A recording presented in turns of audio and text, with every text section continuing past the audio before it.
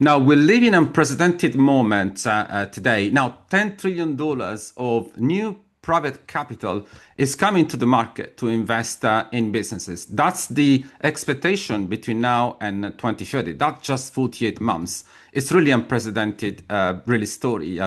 And as a result of that, we live in a paradoxical moment where we have so much more capital coming to the market. But really, the suitability of business to receive investment is never been lower than this. And so many businesses are vulnerable when it comes to really accepting this capital. It's a pleasure for me to have today Marguerite Bowles for this special edition for this podcast. Thank you, Marguerite, for joining us today. Thank you, Matteo, for having me. Hello, everybody. Happy to be here and looking forward. Okay, well, on the 1st of March, I'm going to release my book called Fail, Pivot, Scale. Now, Fail, Pivot, Scale is not a slogan, it's a cycle that we all encounter in our life. And it's a cycle that is proven by all the biggest household businesses we've seen really been successful in our economy. We can think about Apple, we can think about Amazon, we can think about all the biggest story. Now, what's the goal of this book? Is to build businesses that are really investable. They are chased by investors, they are chased by banks, but they're chased by customers as well. Now, today we're going to explore how this message, how this operating system can actually integrate in AI-driven economies. And this is why today we're going to have a discussion today with Margaret. And Margaret, what I wanted to ask you as a question, you are obviously a mergers and acquisition expert, and you can tell us more about your history. Tell us how do you see this particular moment in our economy? It's a very interesting time because a lot of capital is going to be available. But obviously, that capital is not going to be for everybody. It's not going to be shared equally among all companies. Only the brightest and the most prepared companies will have access to that. And we have the possibility to keep on growing. This is very, very exciting times. Yeah, it is indeed very, very exciting. And because obviously you've been dealing with so many mergers and acquisition situations, so you behaved in so many situations as an investor. I wanted to ask you a question. So you see the deals from the inside, yeah, or you see the buyers, the sellers, the investors. And you also see things that don't go really well sometimes. You can see broken negotiation. So when you look at today's market, what do you see as the reason that is failing most businesses? Is it the product? Is it the market? Is the structure? Tell us all about this. Now, more importantly, it's usually never the product, it's usually the structure. The structure is what defines the core of it all, right? So we can look at it from even before a deal is ever even started, even before signing the LOI. A deal that is going to be failing, it fails from the start. And it's primarily because of a lack of structure. We could look at this problem in both ways. We could have a look at what happens in the buy side. So in the buy side, this reflects as on optimal processes, whether it is at the pipeline, but also in the governance. And all of these problems are then reflected in the integration stage. And all of those difficulties become exponential, which means that the value that you were expecting to capture, you're not capturing. If we look at the sell side, it means that investors do not want to invest in a company that they can't predict, right? So knowing that you have recurrent revenue that you can know how it will be behaving over the next few years is crucial. If a company doesn't have the structure and it's stuck on one person, if it depends on one person knowing all the processes or basically firefighting their way through the business, it is an operational business which is not investable. And then it is not interesting. Now, that being said, if we look at AI is an amazing opportunity. It is. I will not disagree with that statement, but it is not a solution that solves the structural issues within your company. It would actually exponentially show them more, which means that we've seen it all, right? If you put data into AI, even as a personal level, if you don't know what you want to get, you only get cows. You get too much information which doesn't really solve your problem, and you end up being more confused. At a company level, this is exponential. So AI would only show the cracks within your own structure if you have not sorted them from the foundation. It is actually true from my end as well, because from my experience, actually AI exposes weakness so much faster than anything else, effectively. Because, well, let's face it, if you got nothing to scale, it's because you got nothing documented, effectively.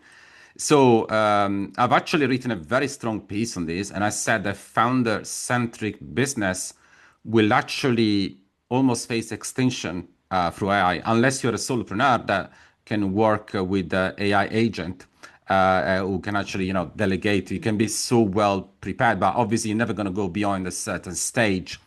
And how do you see this situation? Because I can see that so many AI projects are actually failing. I can see some succeeding, of course, but I can see so many failing as well. So the statistics are quite clear. Um, Everybody is investing at the moment in AI, but AI doesn't solve your fundamentals. So AI is expensive, so you need to know exactly which and how you're going to be investing that money to make sure that AI actually creates value for you. So it's been statistically proven that a lot of employees use AI in their daily work, but the time or productivity that they gain, they actually use it to do even more manual tasks at the back, which means that those savings are not capturing. They're not captured anyway. And it's a loss of value. Is that where a company should be investing? Or is it into identifying companies that they want to buy? Or is it creating clear data sets? There's plenty of possibilities within AI, but there's no one model fits all. Yeah, it's true. It's when we see how AI really works, it actually reinforces even more the need for two things, two really big things, which for me are a prerequisite. Number one, positioning. Number two, structure. Now, when you got these two, it's not just about investor. It's about how you position yourself in the market, and it's about repeatability. It's about defensibility. Investors they look at risk. Customer they want to see value. If you sell on price, as I always say, price will actually, unfortunately, disappoint you. Will defeat you because the customer will go to someone else who's got a better price than you. So you have to position yourself on value. And that's where AI will uncover immediately whether your IP is defensible. And I say this many times, if it's not defensible, just expect it to be copied. So, Matteo, now that we are getting closer to the topics on valuation, it is a common mistake, um, in particular for sellers, to think that because they have a good revenue or a sustainable revenue, then they will have a good valuation. What is the distinction in particular in AI-driven economies? Well, we see in history that revenue and profitability, we have seen so many times the various discussion about revenue and profitability that they drive valuation. And the big mistake is that people think valuation is just a calculation on the spreadsheet. And unfortunately, that could be no further from the truth. Now, valuation is something that you engineer from the moment you start a business. And revenue, unfortunately, is where many people feel that they own something that is going to be valuable. This is again where you need to think again about what really makes your business valuable. Now we see, for example, very glamorous situation like Uber, Amazon, loss making for so many years. And then they still commanded a high valuation. And the reason for that is because they have such a strong positioning, such a strong intellectual property model, such a strong ecosystem that made those businesses valuable well beyond revenues, well beyond profitability as well. So what we tend to see really is that the valuation really depends on other metrics, and this is why I've actually introduced the system, which is called the high valuation triangle. It's not just about being more investable, but it's also about having better customers, better revenue quality as well. Now, revenue on its own may mean absolutely nothing if the quality of the revenue is low, for example. I presume you've seen it so many times in M&A transaction as well, Margaret, yeah? Absolutely. So one of the first things that we look at when we look at a company is how sustainable is that revenue, right? If you might have a very high revenue number, but it's not contracts, it's mainly jobbing, there's no um, terms and conditions behind it, there are customers that are come and go, that decreases your valuation in a very significant matter because your customers are not there. So it means that it is very difficult to predict how the company will be evolving. So as an investor, the way I'm looking at it is I'm putting money into something that might be gone tomorrow. It's a bit like thinking that you're going to invest in a house that is next to the beach that might not exist in 50 years because it's going to be taken over by the ocean. It's a bit the same way of looking at things. It's just in terms of a company. Yeah, and this is where I always say that there is one particular test you have to make if you want to understand your valuation of your business. It's about the value transferability. If you got transferable value, then you own a business. If you do not have a transferable value, you do not own a business, you have a business, which is very, very different, but you do not really own effectively much because the business really depends on you. There's no value transferability. Now, that value transferability does not happen just in 1 month. It happens throughout the duration of your business. So that's my verdict about why revenue does not equal valuation.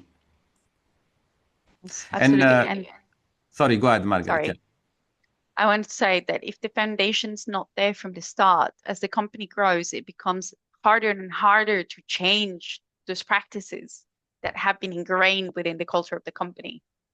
So it's very important at every stage of the company that you think around your direction, your structure, your foundation, and making sure that is strong because that is what companies will invest in. No, it's absolutely right. I mean, I could not agree more on this. And I would say sometimes we see founders. I can speak to founders sometimes. They say, "Well, we'll fix that later," or they say, "We're doing well. Come on, we don't need to worry about these things." And because you've seen so many mergers and acquisition activities, I wanted to ask you this question. It's about those what are the most common illusions the founders have when they think, "Oh, I'm exit ready now. I can sell my business. I can retire, and I can make lots of money." So, I mean, nothing could be more wrong.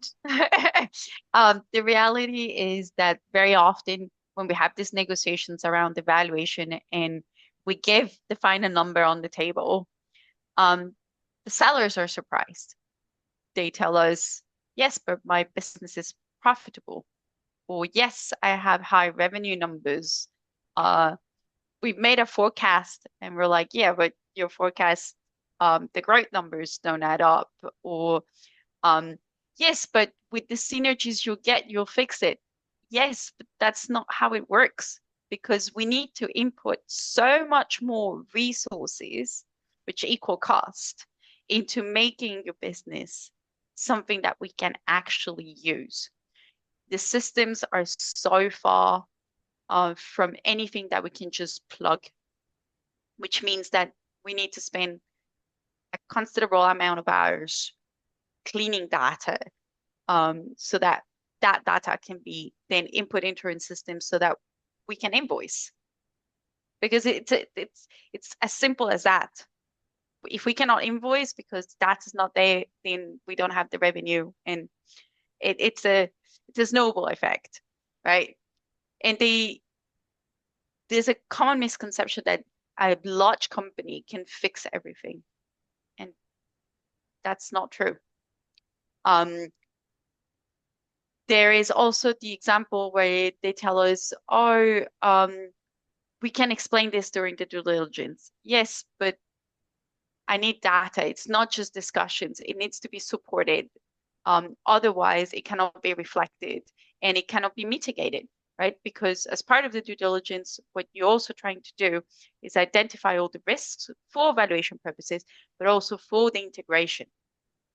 Because the integration plan needs to incorporate those elements because it will allow you to assign priorities where you need to focus first. Is it one clear example for just to cite an example, we had a company, they didn't own the IP of the logos and the processes, which means that we had to register that. It took a year and a half to get everything sorted because they didn't have the documentation, etc., etc. Those are the elements that will impact your valuation negatively. Yeah, this is very common. I've actually been mentoring and lecturing 91 entrepreneurs for the last 3 months in Saudi Arabia. We're actually coming from all over the world. And I could see so many mistakes done in the sequencing. Yeah. Now, this is why valuation is not an event. If you really do things with the wrong sequence at the beginning, you're just going to pay the price sooner or later. So you have to really treat valuation as a lifetime engineering process in your business with financial intelligence, because that's a non-negotiable. Because otherwise, you're going to pay price. You're going to pay millions and millions later. And in actual fact, I was actually dealing with a $20 million acquisition in India a few months ago. And I remember we were looking at the founders, we were actually speaking to the founders about what was going to happen after the acquisition. And we found that even though the business had been growing very profitable for so many decades, actually, so not just a few years, many decades, we found that on top of the cost of the acquisition, of which was going to be 20 million, now the cost of replacing the capex, the capital expenditure, was going to be $80 million, and obviously that made the deal impossible. Now, do you see many situations like that yourself, Margaret?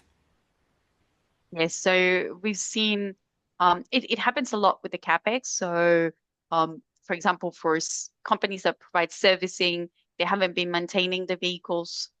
Um, so that means a huge capex for the company acquiring, in particular when we're looking at international health and safety standards, um, machineries, plants that have not been maintained. And so when we look at the actual value of what the assets worth compared to what they have in the books, it the company would need to invest millions and millions just to recover the plant and put it into um, international standards.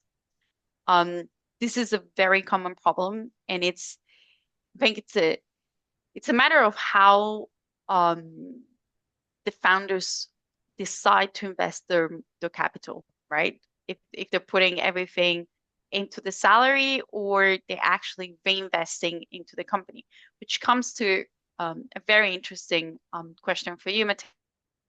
From a CFO perspective, where do you see that founders systematically underinvest? Even in successful companies, doesn't matter if they're making uh, very high profits.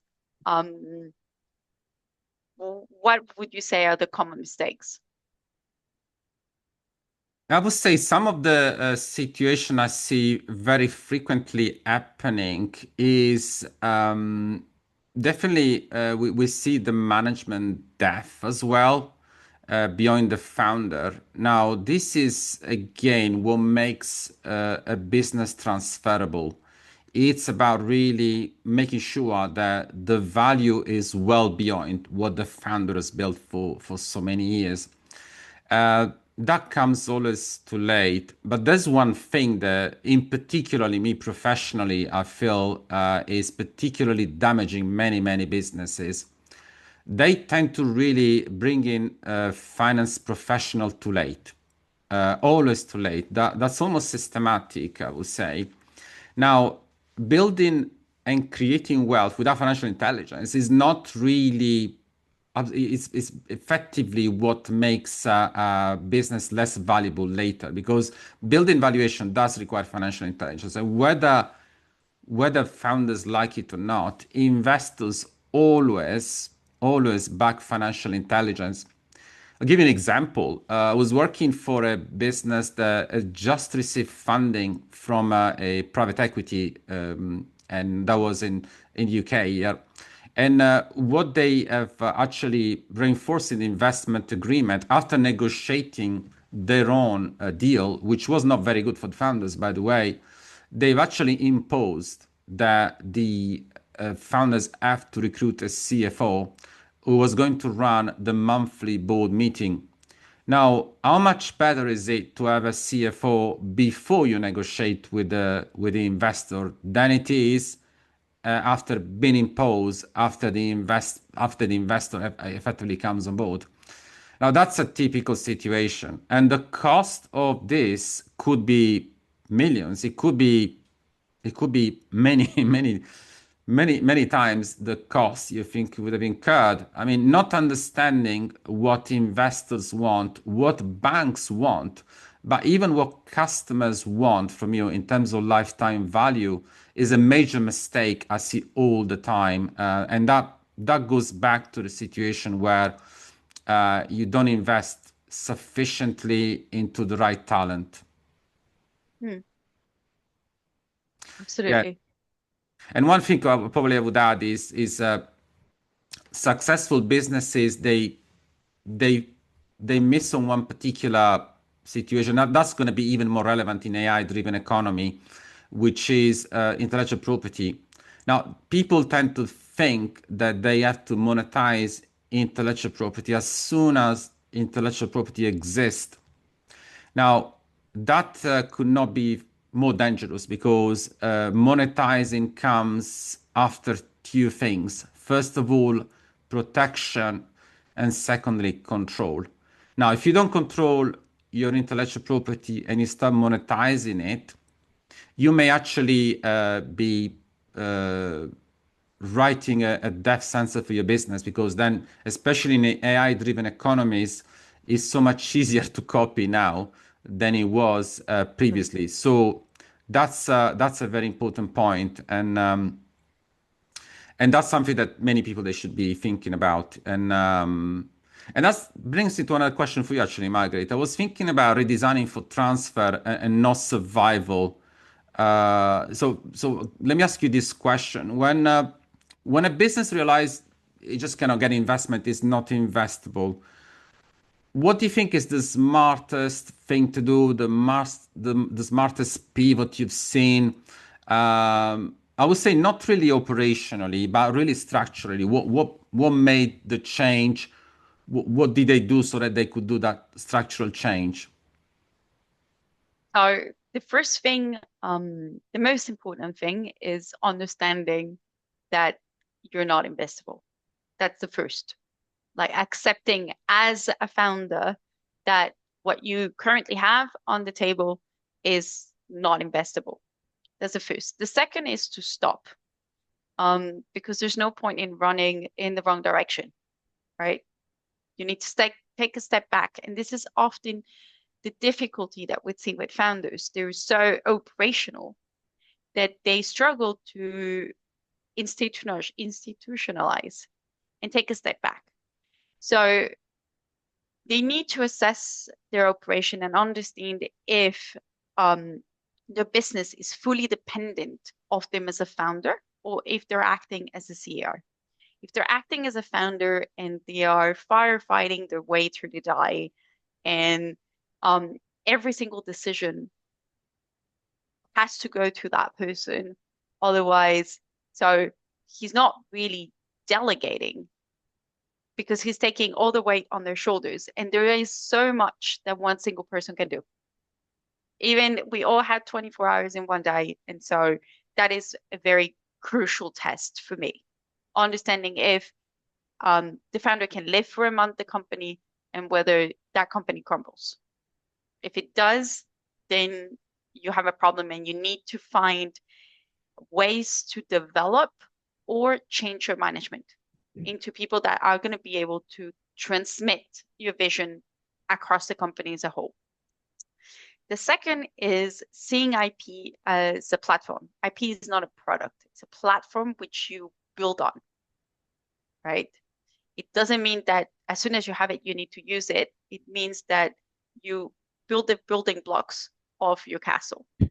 And when you have it or when you need it, it's there. Linked again with IP, I would say very often founders, they create their own systems because it works for them, but they don't realize that those systems are not compatible with every other system. They're not bespoke. And so it makes it very, very difficult to transfer into another company or even to grow because those systems sometimes have limitations as well.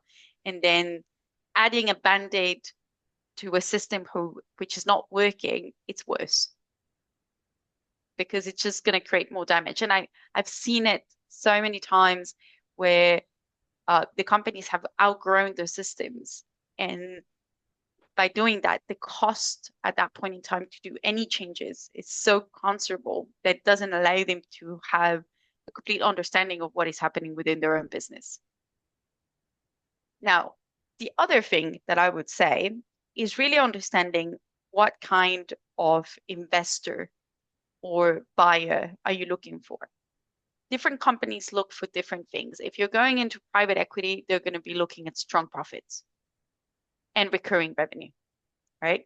Private equity will buy and then they would hold the company for a few years and then they will sell again. If you're looking at tech, they're going to be looking at IP, having clear IP, because that is what they're going to keep investing in the future. If you're looking into a bolt-on, they're going to be looking at your data, at your systems, et cetera, et cetera. And I think this is how, as a founder, you need to either get the help to help you understand what is happening within your own business. And there's nothing wrong in asking for help. It's actually a very brave move. Or have the capability of taking a step back and looking at the company in an objective way. And this is the hard part. It needs to be objective. No, it's so interesting about what you say, especially about the IP as a platform, because yeah, many people they think that IP is just it's just legal paperwork. It's actually a financial engine, and we can see the most successful businesses in the world, believe it or not, they do not monetize their intellectual property. They control their IP and they then monetize it through other sources. I'll make an example. I just written an article recently about Formula One. Now, Formula One, they don't sell speed, but no one cares about whether who's gonna build the car, but they control the ecosystem that makes effectively all these happen. And the same is, for example, a success story with Apple. Apple, they profit from every single transaction that happens through their ecosystem as well. Yes. So even, for example, when you do smaller acquisitions like bolt-ons, um, you would buy the IP. It is a very important thing. Even if you don't use it, you shelve it because it's protection. There's our keywords, they're brands that you can then use. Even if you decide to actually rebrand everything, you still have to own the IP. Otherwise, other people might just take advantage of it. And that decreases your valuation again. So on the topic of valuation, Matteo, you often talk about businesses being magnets for capital. Um, what actually changes when a company pivots with that valuation in mind? Yeah, when I think about capital, I think about actually a more rogue, I would say, description. Capital is when you get money, when somebody puts money in your bank, and it actually usually comes from three different subjects. It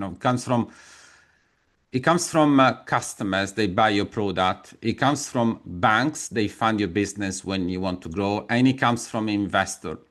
So it's about building a business where the valuation is a magnet for all three of them, not just for investor. It's a valuation also for customer because the customer, they will not just buy a product, they will buy lifetime value. That's what I always call lifetime value is what you really want to offer your customer. And you sell them value, you don't sell them price. So the magnet to me that's the overall objective.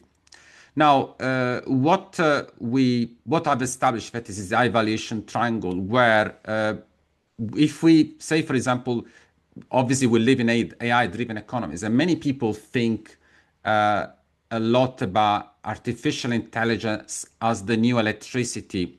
But the question I would ask to anyone, if you just produce electricity and it goes nowhere, what are you gonna get out of electricity? You're gonna have a fire. You're gonna have some problems. So the electricity is only useful in this case, artificial intelligence, when you have a grid. The grid will channel the electricity and will distribute it to the right places, to the right people. Now, the same is with the structure in a business, and the high valuation triangle was established, well, initially in 2017. Now, with AI-driven economies, it's even more fundamentally important because one thing that we see from the market, for example, the S&P 500 today is made 90% of its valuation by intangible. That's in 2025. Now, 50 years ago, in 1975, that value was only 17%. That tells us the direction of travel. There's no question about this. Intellectual property is going to become so much, it's already important anyway, it doesn't need to become, but it's going to be effectively the deciding factor about whether you're gonna be attracted to a customer, to a bank, to an investor. So to become a magnet, that's what I mean. The high valuation triangle. I was just describing this in an article comparing AI with electricity and what you need for that electricity to really get started, to be profitable. The high valuation triangle is the three pillars. One is intellectual property. Intellectual property is about ownership. You need to own, obviously, the grid before you can actually do anything with it. The leadership depth, which is the second pillar of success, is actually so basically the IP is like the generator of the electricity. Let's call it like that, yeah. The leadership depth is like the transformer of the electricity. So after you have generated electricity, you have to transform it. That's why you need leadership. Leadership will make you distribute it. But the third pillar of success is you need to have global optionality. What I mean by this, the electricity doesn't really stay in one place. It has to travel. So in the same way as electricity has to travel, your product, the value you own has to travel in different geographical places. And to make a sort of a bit of a transformational phrase for many, when you go global, you need more geometry than you need geography because the grid will give you that structure. Yeah. Absolutely agree. I think it's an absolute game changer as long as it's put in the right grade or structure. Otherwise, it's just an acceleration that will go nowhere and a huge investment that will go nowhere. Well, AI effectively is an accelerator in both direction. The less structured you are, the worse you're gonna get. The more structured you are, the more you got something to scale. And AI is embedded into workflows, not bolted on effectively. And this is where yeah, the strategy shifts from growth at all cost to optionality creation. Now, optionality is not a buzzword. Many people think, oh, what is it? It's another word that we need to learn, and it doesn't mean anything. Actually, optionality is why people would invest in your business. Optionality is the opposite of dependency. Now, if you have a dependency, you have a big discount on your valuation, big discount on your product, a big problem with anything you do in your business. If you go optionality, it's the other way around. That's what you have to build in your business if you want to be successful. So and that brought me to another question for you, actually, Margaret. From mergers and acquisition lens, how do you think artificial intelligence is changing what buyers now expect before they even start a conversation with anyone? So AI has been a game changer in terms of information, right? So before AI, you would spend a lot of time trying to figure out which were the companies you wanted to invest in, right? All of that time is now shortened, and information is available to everybody, which means that the timeline for an acquisition is so much shorter. Because before, um, that information was almost proprietary. So if you were a big company within an industry, you knew which your competitors were, so you already had a pretty good idea of which company you would be interested in buying. With new Ps coming in and investing in all types of sectors, this has changed because that information is now available to everybody. So it has become a race. So it's a race in terms of access to the pipeline, but also in terms of the pricing and the valuation. Now, when we look at the pipeline of what AI can do, um, I already mentioned the pipeline, but also a lot of time was spent on building the data rooms. The data rooms are basically virtual data rooms or physical data rooms that had all the necessary information for you to build your models and do your due diligence. We used to spend days trying to check Mhm. that all the documents were complete. All of that is now optimized, which means that in a matter of hours, we can know which documents are missing, which makes also life so much easier for the sellers. Because before, that process could be extremely manual depending on the size of the company. Now, the the bad news and good news for buyers and bad for sellers is that all the red flags in terms of your due diligence are going to become so much clearer and faster, which means that you're going to have a shorter and a crisper due diligence. Having a good due diligence means that you can have better valuations, more accurate. So what is expected from the valuation is even further up. So it's going to be more precise, and those multiples will add up quite faster in both ways, negative and positive. And it also means that you have a better integration plan from the start because you have more visibility around your risks, right? So it also, we rely a lot on external counsel, whether legal, financial, when we do a due diligence. It's quite the norm within the industry. Um, but now information is available for everybody. So it means that also drafting APAs will be different for lawyers. So before the turnout time was so much longer, now we're expecting to be shorter. So maybe a whole M&A process that will take 8 months can now take 6 or less. That's a significant game changer. Yeah, I have to say this is a total revolution, I would say, yeah. So the velocity of the deal is increased absolutely. And and it's so much easier for an investor now to find whether something is right or not.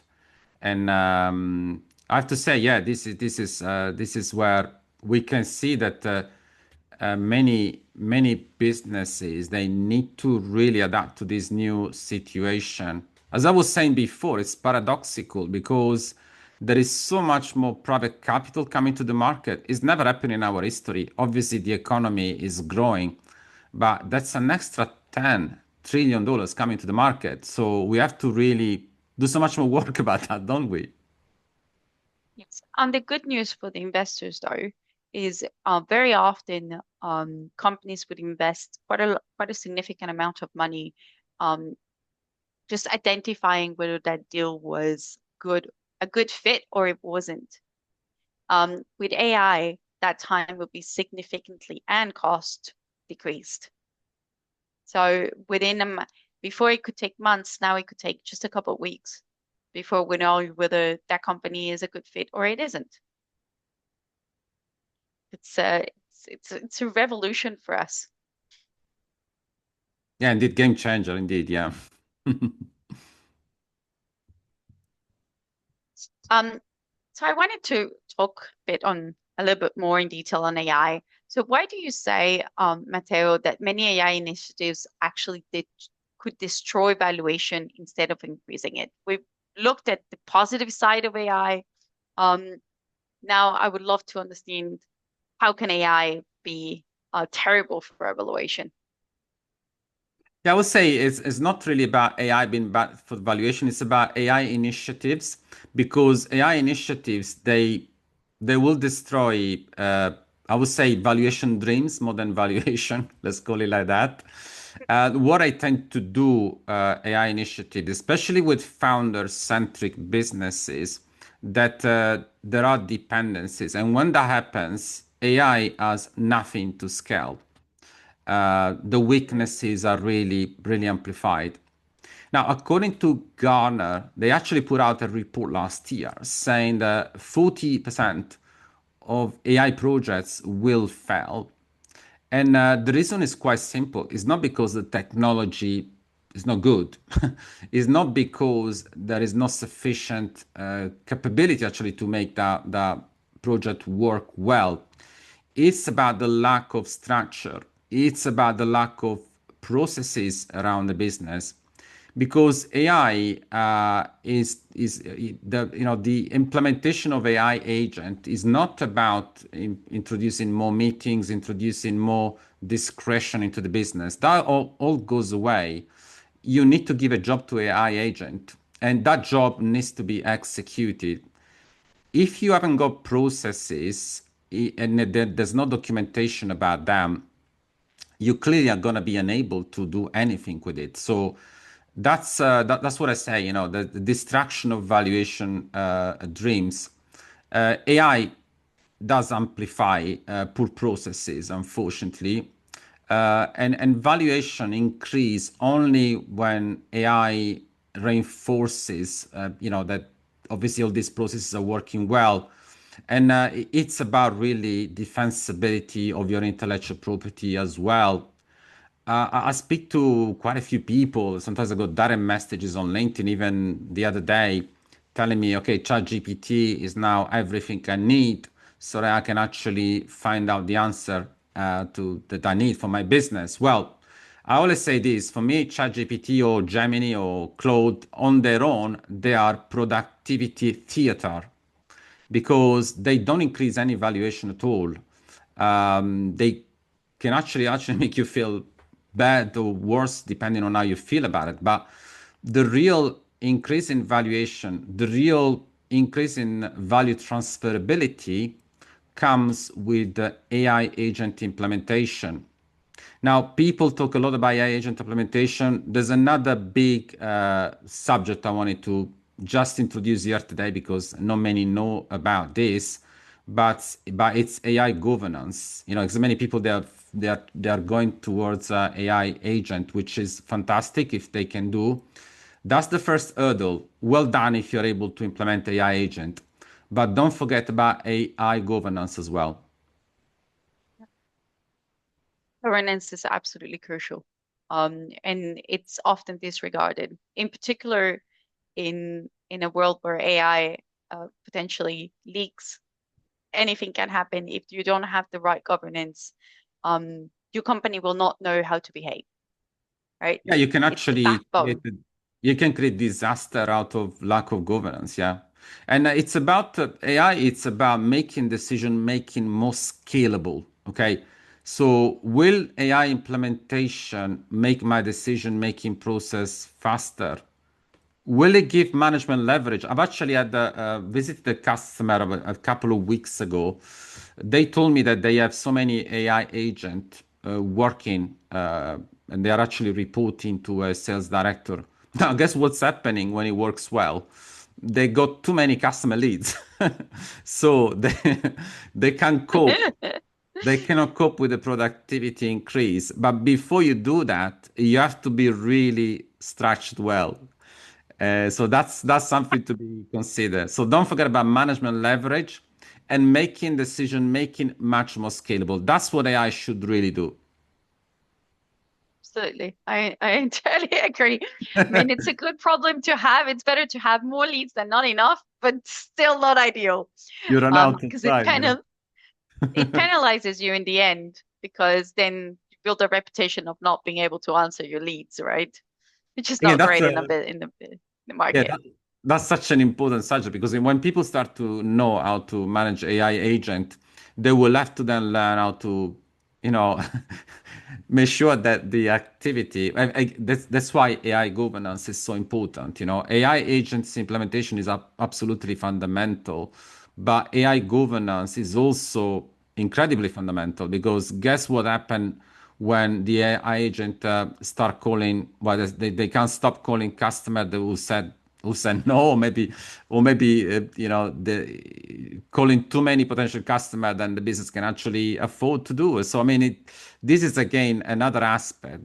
It's a different level. Let's be honest. You know, it's the next level. The first level is can you implement AI? Most people cannot because they lack processes.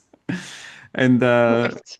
that was going to bring me actually to another question for you, Margaret. In your experience, really, what separates businesses that scale into exit from those who just scale operation? I mean, given your experience into M&A, that's a very important question for me to have an answer from. Yeah. So often when you see founders, they will focus on the operations. And when they visualize growth, they would visualize it as doing the same faster, right? But that can only grow up to a certain point.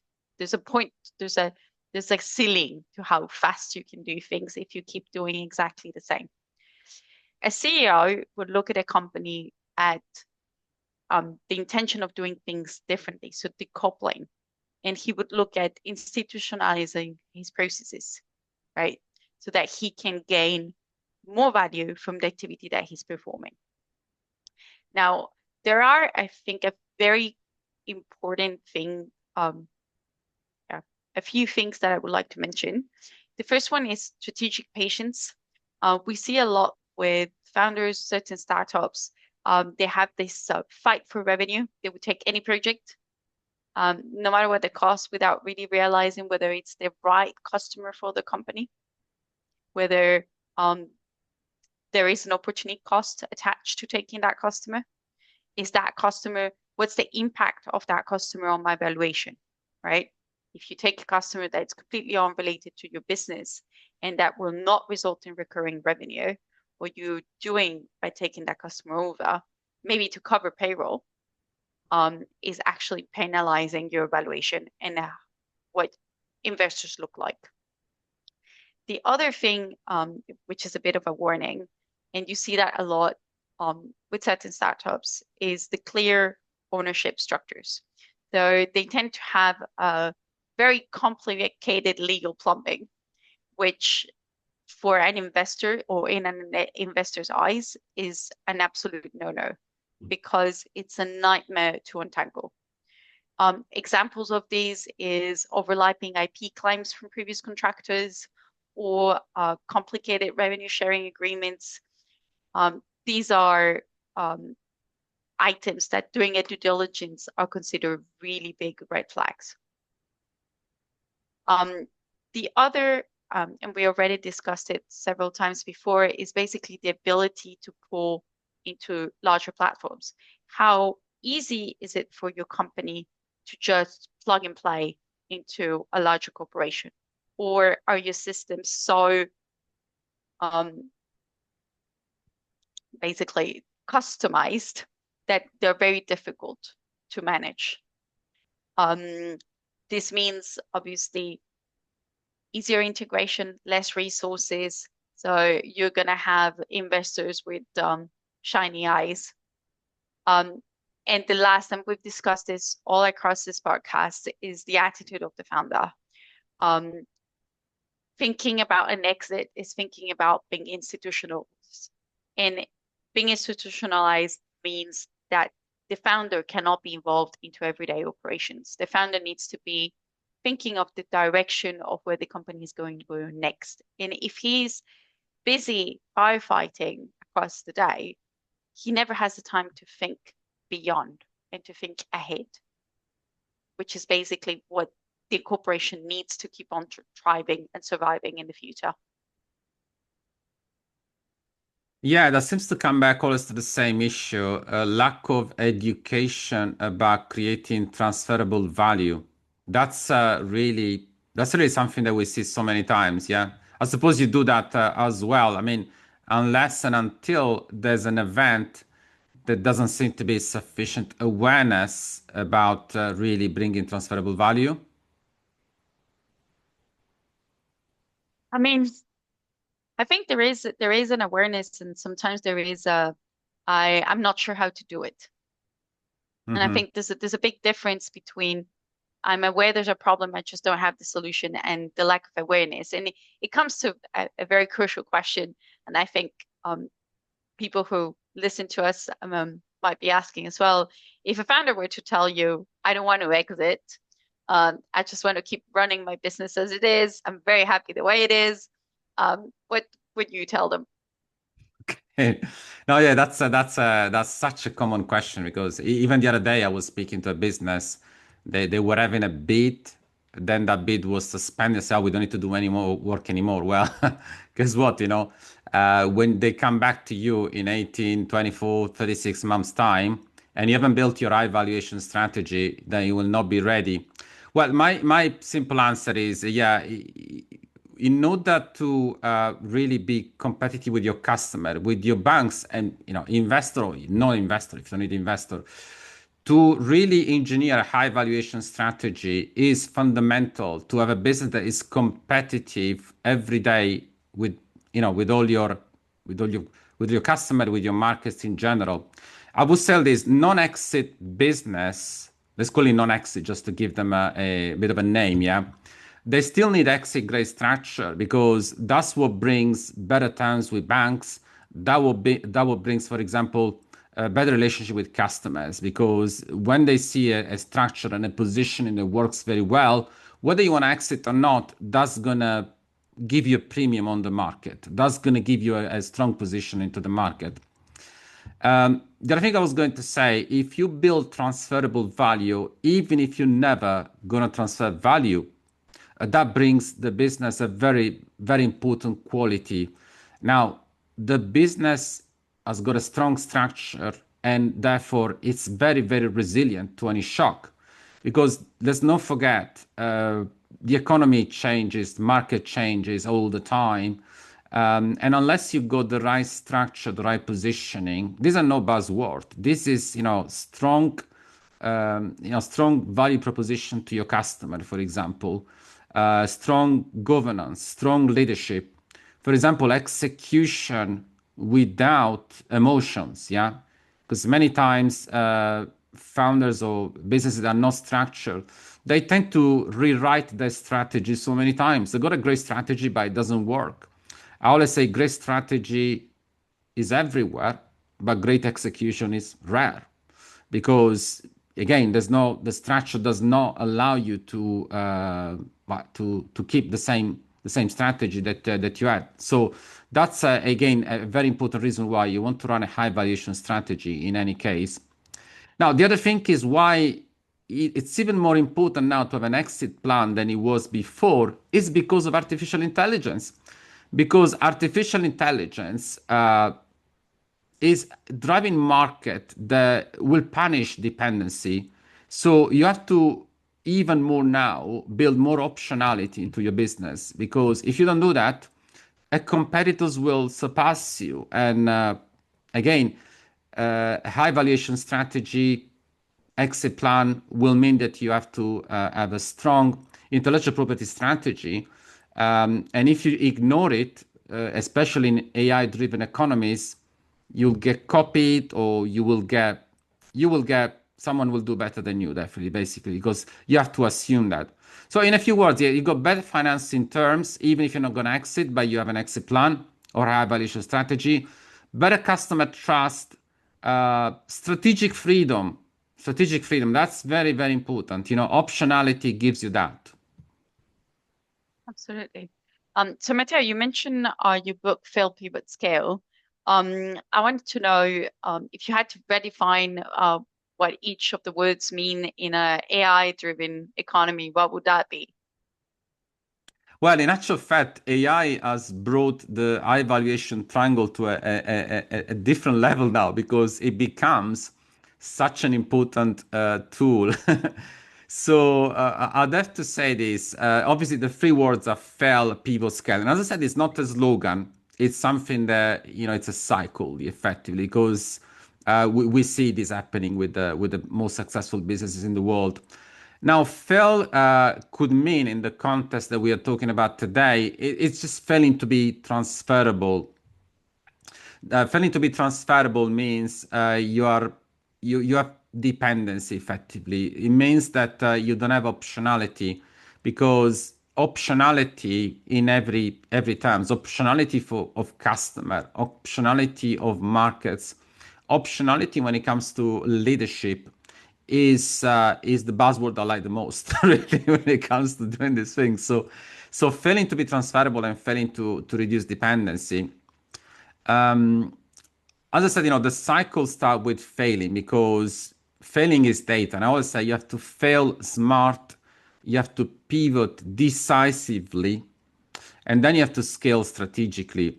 In the context of AI-driven economy, pivot means, well, you might not be investable, you might not have transferability initially, but what you do next is you really make a transition. You go from effort to structures. That's why those $10 trillion are coming for. They're coming to see that you got a structure, not effort. So that's what the investor they want to see. So you have to do that pivot. And the other pivot you have to do, and I'm just going to repeat myself again on this, is really to move away from growth and move towards optionality. Optionality means you got strategic freedom. That's priceless in my view, especially when you have a crisis, like, was COVID, for example, or it could be any event, any economic event, because the economy goes through contraction, expansion. You have to be ready for those. Now, what does scale mean in the concept of AI-driven economies? Now, I would just put it very simply. You want to scale confidence for investor. Now, confidence and trust, they are your currency. So make sure that you use them, because they are your money. So if you have trust and if you have confidence, that's your currency, and you can exchange it for money. You can exchange it for money with customer. You can exchange it with money with investor. You can exchange it with money with banks. So that's a big currency you have. And the other scaling, which we've spoken about before, you need to really scale decision making through the systems and artificial intelligence. Because if you don't do it Mm. soon enough, what will competitors do? They will definitely not wait for you. Definitely. I wonder what's your take on this as well, Margaret. Yeah. I absolutely love the summary. I think it's a very good shortened version of everything we've been discussing.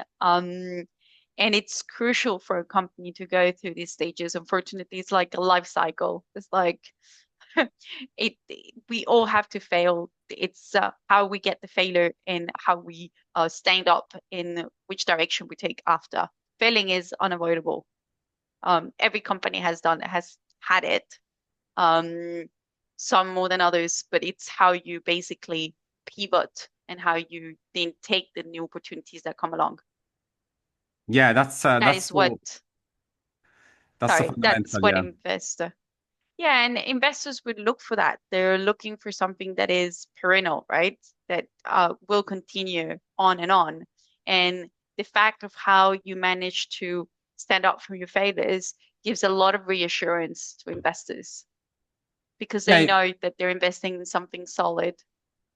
yeah, the investor they never imagine that your journey will be perfect. Actually, perfectionism is an expensive illusion, but they expect you to understand what you're gonna do when something breaks, because that's what they want to see. Because they expect to see that something is gonna break. Yeah. So yeah, that's important. That's an important takeaway for many people, really. And yeah, so probably what I would say is we said at the beginning we got $10 trillion more capital coming into the market, but we see that unfortunately not many businesses are ready for this. So I would ask you a question. What's the uncomfortable truth that many founders need to hear in 2026? Not just founders, I would say also finance professionals, CEO as well. Yeah. I'm going to be very sweet and short. Um, the market's not waiting for you, and the capital will not be shared um, in harmonious or homogeneous way. They're going to be looking for the best companies, the best leaders. That is going to give um, the reassurance for the money to be put in the right place and keep on growing. So if you're thinking that um, looking at your company is a matter of tomorrow because you're small or because it's not the right time, you're definitely mistaken. It's something that you should start doing today. I couldn't agree more on that. Absolutely. Yeah. I'm happy you agree. Um, so Matteo, before we close, would you have any final message for founders or finance leaders that are listening to us? Yeah, I mean, I have to say, I have to pick because there could be quite a few to choose from, really. But I would say this that this is a very important one because I have quite a few direct messages in the last few days. Now, valuation is design is not negotiated. Yeah, when it comes to negotiate it, it's too late. You have to design it, you have to engineer it before you negotiate. And I would say months, years more than months. Yeah. The other thing I was gonna say, probably, yeah, just to go back to the big headline we see in the last few months. Now, AI is electricity, but without a grid, it's useless, and it can actually cause you harm, like electricity does it without a grid because it can cause a fire. So that's important. Now, the other thing I would like to say, fail, pivot, scale is not motivation. Now, it may actually give you a lot of motivation because you will be able to reinvent yourself. You will be able to be successful by following this operating system. But it's about you measuring your business. The book has got 26 scorecard and several toolkits as well. So you're not just gonna read it, but you're gonna really go back to it many times in your lifetime as well. So it's not motivation, it's really your compass towards really success. It's a discipline. So that's what I would say. My final message is for everyone, for founders, for finance leader, and for CEO as well today. Thank you, Matteo. I think that's a very good final message. Thank you very much, Margaret. Really, it's been a real pleasure for you to join me today. And we'll be looking for the next episode in the next few weeks. And you can actually subscribe to the high valuation code on Substack through the link you're going to find below to your right side. You'll be very welcome to join this community. There will be more information coming through about this new community that has been created. Effectively, it's a life journey inside the book Fell People Scale. and you'll be able to join it as soon as you click on the link below. And if you're interested in further conversation with us, you can comment the saying send fell pivot scale, like the name of the book, and we'll be happy to get back to you with some direct messages or some email as well. Thank you very much, Margaret, and thank you again, Thank you, Margaret. Matteo. Thank you very much. Thanks, Thank you. everyone. Bye. Thank you. Bye, everybody. Bye.